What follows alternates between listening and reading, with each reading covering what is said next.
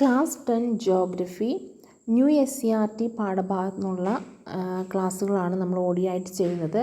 കഴിഞ്ഞ ക്ലാസ്സിൽ geography പാഠപുസ്തകത്തിലെ chapter 3 മഴക്കാടുകളിൽ നിന്നും മഞ്ഞുരുകാത്ത നാട്ടിലേക്ക് എന്ന പാഠഭാഗത്ത് പകുതി ഭാഗം നമ്മൾ പറഞ്ഞു കഴിഞ്ഞു.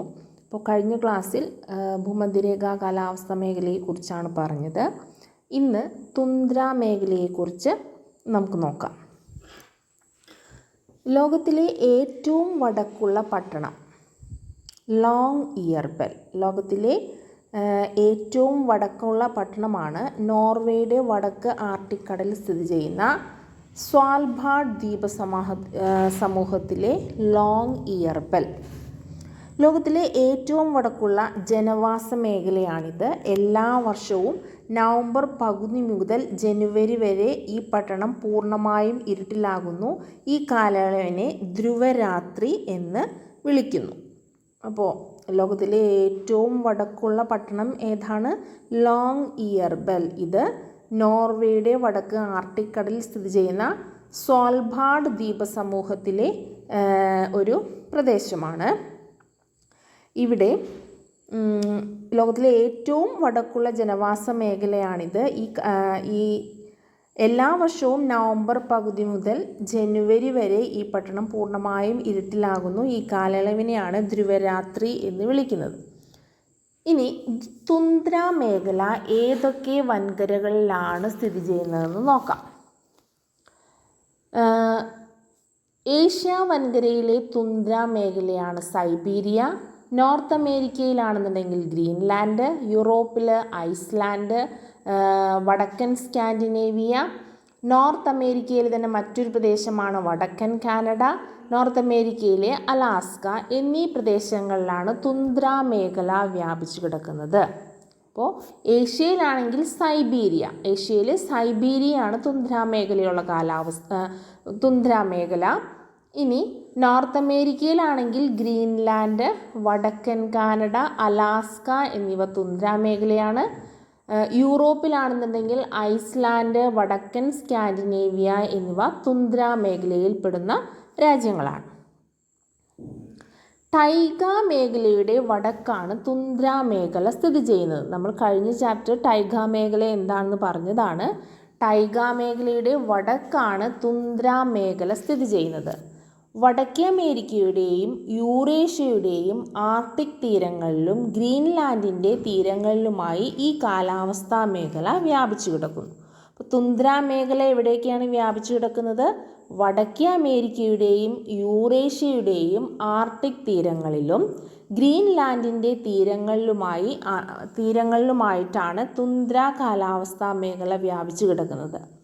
തുന്ദ്ര മേഖലയെ ആർട്ടിക് തുന്ദ്ര, ആൽപൈൻ തുന്ദ്ര എന്നിങ്ങനെ രണ്ടായി തിരിക്കാം. എങ്ങനെയെല്ലാം തിരിക്കാം? Arctic tundra, Alpine tundra. എന്താണ് Arctic tundra? Alaska, Canada, Siberia, Greenland, Iceland, Scandinavia എന്നിവിടങ്ങളിൽ ടൈഗ മേഖലയുടെ വടക്ക്. ഇതാണ് ആർട്ടിക് തുന്ദ്ര. ഇനി ആൽപൈൻ തുന്ദ്ര ഉയരമേറിയ പർവ്വത പ്രദേശങ്ങളിൽ കാണുന്നതാണ്. എന്ത്? ആൽപൈൻ തുന്ദ്ര.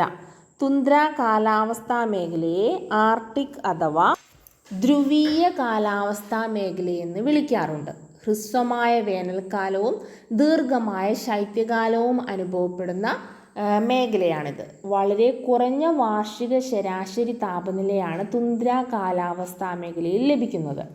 ശൈത്യകാലത്തിൻ്റെ മധ്യത്തിൽ താപനില -30 വരെ താഴാറുണ്ട്. ഹ്രസ്വമായ വേനൽക്കാലമാണ് ഇവിടെ അനുഭവപ്പെടാറുള്ളത്. ഈ കാലയളവിലെ ഏതാനും ചില ആഴ്ചകളിലാണ് താപനില 0°C മുകളിൽ എത്തുന്നത്. ആർട്ടിക് വൃത്തം മുതൽ ധ്രുവം വരെയുള്ള പ്രദേശങ്ങളിൽ ആഴ്ചകളോളം സൂര്യൻ അസ്തമിക്കാറില്ല. അതുപോലെ ഈ പ്രദേശങ്ങളിൽ ആഴ്ചകളോളം സൂര്യൻ ഉദിക്കാറുമില്ല. സൂര്യൻ്റെ ആപേക്ഷിക സ്ഥാനം ഉത്തരാർദ്ധഗോളത്തിലായിരിക്കുന്ന ഏതാണ്ട് 6 മാസ കാലയളവിൽ ഉത്തരധ്രുവത്തിൽ പകലായിരിക്കും. സൂര്യൻ്റെ ആപേക്ഷിക സ്ഥാനം ദക്ഷിണാർദ്ധഗോളത്തിലായിരിക്കുന്ന 6 മാസ കാലയളവിൽ ഉത്തരധ്രുവത്തിൽ പകൽ വെളിച്ചം കാണാറില്ല. അപ്പോൾ എന്തൊക്കെയാണ് തുന്ദ്ര കാലാവസ്ഥാ മേഖലയുടെ പ്രത്യേകതകൾ? എവിടെയാണത് കാണുന്നത്? വടക്കേ അമേരിക്കയുടെയും യൂറേഷ്യയുടെയും ആർട്ടിക് തീരങ്ങളിലും ഗ്രീൻലാൻഡിൻ്റെ തീരങ്ങളിലുമായാണ് ഈ കാലാവസ്ഥാ മേഖല വ്യാപിച്ചു കിടക്കുന്നത്. ഇനി തുന്ദ്ര മേഖലയെ ആർട്ടിക് തുന്ദ്ര എന്നും ആൽപൈൻ തുന്ദ്ര എന്നും പറയും. ആർട്ടിക് തുന്ദ്ര എന്ന് പറഞ്ഞു കഴിഞ്ഞാൽ ടൈഗ മേഖലയുടെ വടക്കായി സ്ഥിതി ചെയ്യുന്ന Alaska, Canada, Siberia, Greenland, Iceland, Scandinavia എന്നീ ഭാഗങ്ങളിൽ കാണുന്ന തുന്ദ്രയാണ് ആർട്ടിക് തുന്ദ്ര. ഉയരമേറിയ പർവ്വത പ്രദേശങ്ങളിൽ കാണപ്പെടുന്ന തുന്ദ്രയാണ് ആൽപൈൻ തുന്ദ്ര. തുന്ദ്ര കാലാവസ്ഥാ മേഖലയെ ആർട്ടിക് അഥവാ ധ്രുവീയ കാലാവസ്ഥാ മേഖല എന്നുകൂടി പറയുന്നു. എന്താണ്? തുന്ദ്ര കാലാവസ്ഥാ മേഖലയെ ആർട്ടിക് അഥവാ ധ്രുവീയ കാലാവസ്ഥാ മേഖല എന്ന് പറയുന്നു. ഹ്രസ്വമായ വേനൽക്കാലവും ദീർഘമായ ശൈത്യകാലവുമാണ് ഇവിടെ അനുഭവപ്പെടുന്നത്. വളരെ കുറഞ്ഞ വാർഷിക ശരാശരി താപനിലയാണ് അനുഭവപ്പെടുന്നത്. പിന്നെന്താണ്? -30 വരെയാണ് ഇവിടുത്തെ ശൈത്യകാലത്തിൻ്റെ മധ്യത്തിൽ ഇവിടുത്തെ താപനില. -30 വരെ താഴാറുണ്ട്. ഹ്രസ്വമായ വേനൽക്കാലമാണ് ഇവിടെ അനുഭവപ്പെടാറുള്ളത്. ഈ വേനൽക്കാലത്ത് മാത്രമാണ് താപനില 0°C മുകളിൽ വരാറുള്ളത്. ഇനി ആർട്ടിക് വൃത്തം മുതൽ ധ്രുവം വരെയുള്ള പ്രദേശങ്ങളിൽ ആഴ്ചകളോളം സൂര്യൻ ഉദിക്കാറുമില്ല, സൂര്യൻ അസ്തമിക്കാറുമില്ല. അപ്പോൾ ഇത്രയുമാണ് പ്രധാനമായിട്ടും തുന്ദ്ര കാലാവസ്ഥാ മേഖലയുടെ പ്രത്യേകതകൾ. ഇനി ശൈത്യകാലത്ത് വർഷണം നടക്കുന്ന തുന്ദ്ര കാലാവസ്ഥാ മേഖലയിൽ ശൈത്യകാലത്ത് വർഷണം നടക്കുന്നത് മഞ്ഞുവീഴ്ചയുടെ രൂപത്തിലാണ്. ചക്രവാതങ്ങൾ ശക്തമായ തീരപ്രദേശങ്ങളിൽ കനത്ത മഴ ലഭിക്കാറുണ്ട്. ഈ മേഖലയിൽ വീഴുന്ന ശക്തിയേറിയ ഹിമക്കാറ്റുകളാണ് ബ്ലിസാർഡ്. ഇവ പലപ്പോഴും ശക്തിയായ ഹിമപാതത്തിന് കാരണമാകാറുണ്ട്. അപ്പോൾ തുന്ദ്ര കാലാവസ്ഥാ മേഖലയിൽ വീശുന്ന ശക്തിയേറിയ ഹിമക്കാറ്റുകളെ പറയുന്ന പേരെന്താണ്? ബ്ലിസാർഡ്. വളരെ കുറഞ്ഞ അളവിൽ ലഭിക്കുന്ന സൂര്യപ്രകാശവും അതിശൈത്യവും മൂലം ഈ മേഖലയിൽ സസ്യജാലങ്ങൾ പൊതുവെ വിരളമാണ്. ജന്തുവൈവിധ്യവും തീരെ കുറവാണ്. തുന്ദ്ര മേഖലയിൽ വൃക്ഷങ്ങൾ ഒന്നും തന്നെ കാണാറില്ല. പായലുകൾ, ലൈക്കണുകൾ, സെഡ്ജുകൾ, കുറ്റിച്ചെടികൾ എന്നിവയാണ് ഇവിടുത്തെ പ്രധാന സസ്യവർഗ്ഗങ്ങൾ. മുള്ളൻ, വില്ലോസ്, ബിർച്ചസ് എന്നീ സസ്യങ്ങളും ഇവിടുത്തെ കാലാവസ്ഥയെ അതിജീവിച്ച് ചിലയിടങ്ങളിൽ വളരുന്നതായി കാണാം. അനുകൂല സാഹചര്യങ്ങളിൽ നിലനിൽക്കുന്ന തീരങ്ങളിലെ താഴ്ന്ന പ്രദേശങ്ങളിൽ ചിലയിനം കട്ടിയുള്ള പുല്ലുകൾ വളരുന്നു. ഇത്തരം മേച്ചിൽ ഇടങ്ങളെ മാത്രം ആശ്രയിച്ചാണ് റെയിൻഡിയർ പോലുള്ള സസ്യഭോജികൾ ഇവിടെ അതിജീവനം സാധ്യമാക്കുന്നത്. വേനൽക്കാലത്ത് ഇവിടെ ഉണ്ടാകുന്ന പ്രാണികളെ ഭക്ഷിക്കാൻ തെക്ക് നിന്നും പക്ഷികൾ തുന്ദ്ര മേഖലയിലേക്ക് ദേശാടനം ചെയ്യാറുണ്ട്. ആർട്ടിക് കുറുക്കൻ, ചെന്നായ, ധ്രുവക്കരടി, കസ്തൂരിക്കാള, ആർട്ടിക് മുയൽ എന്നിവയാണ് ഇവിടെ കാണപ്പെടുന്ന മറ്റ് ജീവിവർഗങ്ങൾ. പൊതുവെ ജനവാസം കുറഞ്ഞ മേഖലയാണ് തുന്ദ്ര. ഇവിടുത്തെ മനുഷ്യജീവിതം മുഖ്യമായും തീരപ്രദേശങ്ങളിൽ മാത്രമായി പരിമിതപ്പെട്ടിരിക്കുന്നു. പീഠഭൂമികളും പർവ്വതങ്ങളും സ്ഥിരമായി മഞ്ഞുമൂടി കിടക്കുന്നതിനാൽ തീരെ വാസയോഗ്യമല്ല. ചില നാടോടി ഗോത്രവർഗ്ഗങ്ങളാണ് ഈ മേഖലയിലെ പ്രധാന ജനവിഭാഗങ്ങൾ. അപ്പോൾ തുന്ദ്ര കാലാവസ്ഥ മേഖലയെക്കുറിച്ച് എന്തൊക്കെയാണ് പറഞ്ഞത്? ശൈത്യകാലത്ത് വർഷണം നടക്കുന്നത് ഏത് രൂപത്തിലാണ്? മഞ്ഞുവീഴ്ചയുടെ രൂപത്തിലാണ്. ഈ മേഖലയിൽ വീശുന്ന ശക്തിയേറിയ ഹിമക്കാറ്റുകൾ അറിയപ്പെടുന്നത് ബ്ലിസാർഡ് എന്ന പേരിലാണ്. സസ്യജാലങ്ങൾ പൊതുവെ വിരളമാണ്. ജന്തുവൈവിധ്യവും തീരെ കുറവാണ്. വൃക്ഷങ്ങളൊന്നും തന്നെ കാണാറില്ല. അഥവാ കാണപ്പെടുന്നത് ഏതൊക്കെയാണ്? പായലുകൾ, ലൈക്കണുകൾ, സെഡ്ജുകൾ, കുറ്റിച്ചെടികൾ, ബിർച്ചസ്, മുള്ളൻ, വില്ലോ എന്നിവയാണ് ഇവിടെ കാണപ്പെടുന്നത്.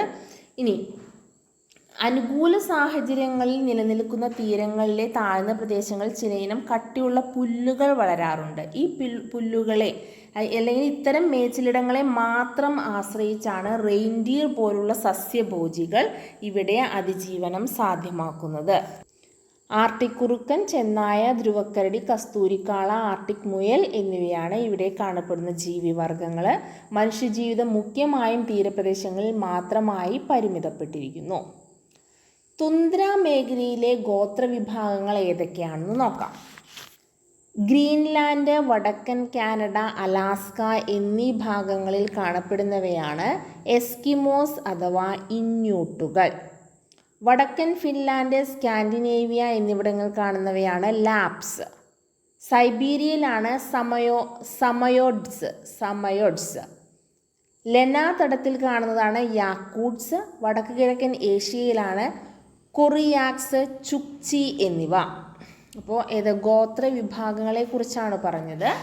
ഗ്രീൻലാൻഡ്, വടക്കൻ കാനഡ, അലാസ്ക എന്നീ പ്രദേശങ്ങളിൽ കാണപ്പെടുന്ന ഗോത്ര വിഭാഗങ്ങളാണ് എസ്കിമോസ് അഥവാ ഇന്യൂട്ടുകൾ. വടക്കൻ ഫിൻലാൻഡ്, സ്കാൻഡിനേവിയ എന്നീ ഭാഗങ്ങളിൽ കാണപ്പെടുന്ന ഗോത്രവിഭാഗമാണ് ലാപ്സ്. സൈബീരിയയിൽ കാണപ്പെടുന്ന ഗോത്രവിഭാഗമാണ് സമോയെഡ്സ്. ലെന തടത്തിൽ കാണുന്ന ഗോത്രവിഭാഗമാണ് യാക്കൂട്ട്സ്. വടക്ക് കിഴക്കൻ ഏഷ്യയിൽ കാണുന്നവയാണ് കൊറിയാക്സ്, ചുക്ചി എന്നിവ. വേട്ടയാടലും മത്സ്യബന്ധനവുമാണ് തുന്ദ്രയിലെ ജനങ്ങളുടെ പ്രധാന ഉപജീവന മാർഗങ്ങൾ. തിമിംഗലങ്ങൾ, സീലുകൾ, കാരിബു, വിവിധതരം മത്സ്യങ്ങൾ, പക്ഷികൾ, രോമമുള്ള മൃഗങ്ങൾ എന്നിവ അവർക്ക് ഭക്ഷണത്തിനും വസ്ത്രത്തിനും ആവശ്യമായതെല്ലാം നൽകുന്നു. ഇവയുടെ എല്ലുകളും മറ്റും ആയുധങ്ങളിലും ഉപകരണങ്ങളിലും പാത്രങ്ങളിലും ഇക്കൂട്ടർ പ്രയോജനപ്പെടുത്തുന്നു.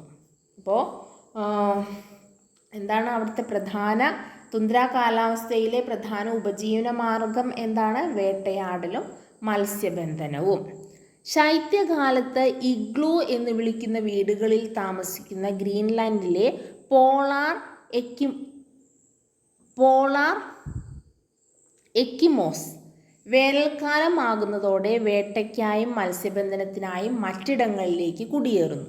അരുവികളുടെ തീരങ്ങളിൽ മൃഗങ്ങളുടെ തോലുകൊണ്ടുണ്ടാക്കിയ ടെൻറ്റുകളിലാണ് ഇക്കാലയളവിൽ ഇവർ താമസിക്കുന്നത്. ഹിമക്കരടികളെ പോലും വേട്ടയാടി ഭക്ഷിക്കുന്ന എസ്കിമോകളുണ്ട്. അപ്പോൾ ശൈത്യകാലത്ത് ഇഗ്ലൂ എന്ന് വിളിക്കുന്ന വീടുകളിൽ താമസിക്കുന്ന ഗ്രീൻലാൻഡിലെ പോളാർ എസ്കിമോസ് ഏത് വീടുകളിലാണ് താമസിക്കുന്നത്? അവർ ശൈത്യകാലത്ത് ഇഗ്ലൂ ഹിമക്കരടികളെ പോലും ഇവർ വേട്ടയാടി ഭക്ഷിക്കാറുണ്ട്.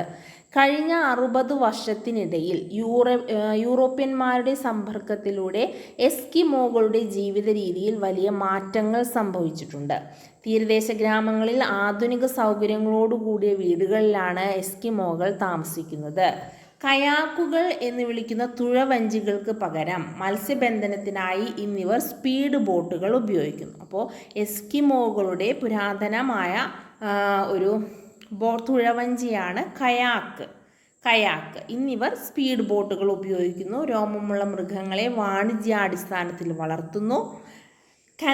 കാനഡയിലെയും അലാസ്കയിലെയും തുന്ദ്ര മേഖലയിലെ പലയിടങ്ങളിലും എസ്കിമോകളുടെ കുട്ടികളെ ആധുനിക ജീവിത രീതിയുമായി പൊരുത്തപ്പെട്ട് ജീവിക്കാൻ പ്രാപ്തരാക്കുന്നതിനായി സ്കൂളുകൾ സ്ഥാപിച്ചിട്ടുണ്ട്. യൂറേഷ്യൻ തുന്ദ്രയിലെ മിക്ക ഗോത്രവർഗങ്ങളും മേച്ചിൽപ്പുറങ്ങൾ തേടി റൈൻഡിയർ കൂട്ടങ്ങളുമായി നാടോടി ഇടയജീവിതം നയിക്കുന്നവരാണ്. തുന്ദ്ര മേഖലയിലെ ധാതുഖനനം നിരവധി പുതിയ വാസയിടങ്ങൾ രൂപപ്പെടുന്നതിന് കാരണമായി. തുന്ദ്ര മേഖലയിലെ തെക്ക് ഭാഗത്ത് അനുകൂല കാലാവസ്ഥാ സാഹചര്യങ്ങൾ നിലനിൽക്കുന്നു. ചിലയിടങ്ങളിൽ കുറഞ്ഞ കാലയളവ് കൊണ്ട് പാകമാകുന്ന ധാന്യങ്ങളും കൃഷി ചെയ്യാറുണ്ട്. അപ്പോൾ ധാതുഖനനവും ഈ മേഖലയിലേക്ക് ആളുകളെ ആകർഷിക്കാൻ കാരണമായി. ഇഗ്ലൂ എന്താണ് ഇഗ്ലൂ? തുന്ദ്ര പ്രദേശങ്ങളിൽ ജീവിക്കുന്ന എസ്കിമോകൾ മഞ്ഞുകട്ടകൾ വെട്ടിയെടുത്ത് അടിത്തട്ട് വൃത്താകൃതിയിലും മുകൾ ഭാഗം മകുടത്തിൻ്റെ ആകൃതിയിലും നിർമ്മിച്ചിട്ടുള്ള താൽക്കാലിക വാസ ഇടങ്ങളാണ് ഇഗ്ലൂ.